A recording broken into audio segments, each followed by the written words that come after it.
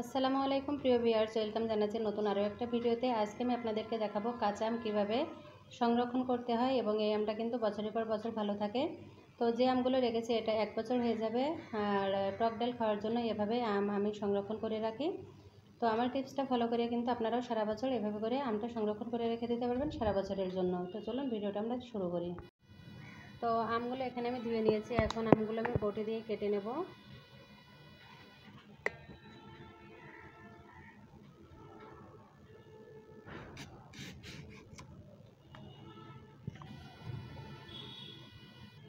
তো এভাবে করে একটা ফাল করে নিয়ে এখন এটা আমি মাঝখান থেকে চিড়ে নিলাম, এরকম মোটা মোটা করে রাখবো।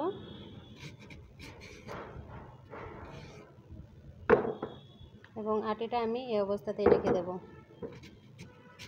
চারি সাইড থেকে আমি আর কাটলাম না, যেহেতু টক ডাল খাওয়ার জন্য এটা আমি রাখছি, এই জন্য একটু মোটা মোটা করে রাখলেও সমস্যা নাই, কারণ ডালের ভিতরে দিলে এটা সিদ্ধ হয়ে যাবে। তো এভাবে করে কেটে নিতে হবে।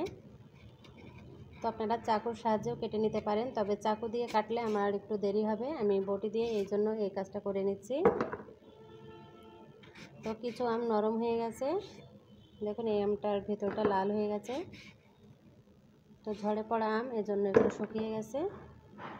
তো প্রত্যেকটি আম এভাবে করে কেটে নিতে হবে। তো এখানে আটি বেঁধে গেছে, আমি এজন্য এটা আটিতে বেঁধে গেছে, এজন্য একটু কাটতে আমার দেরি হলো। তো এভাবে করে আমগুলো কেটে নিতে হবে। আমি আমগুলো সব কেটে নিব। তো ব্যাস, এখানে এক ডাল আম আমার কেটে রাখা হয়ে গেল। এখন আমি এগুলো পলিতে করে রেখে দেবো সারা বছর, যাতে অল্প অল্প করে খাওয়া যায় তার জন্য।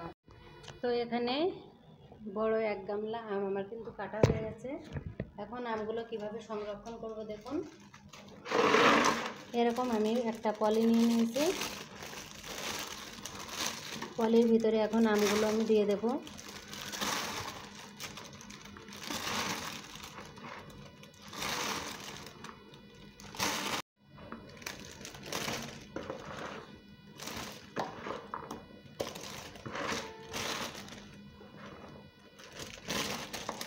তো এভাবে করে আমগুলো কিন্তু রেখে দিলে বছরে।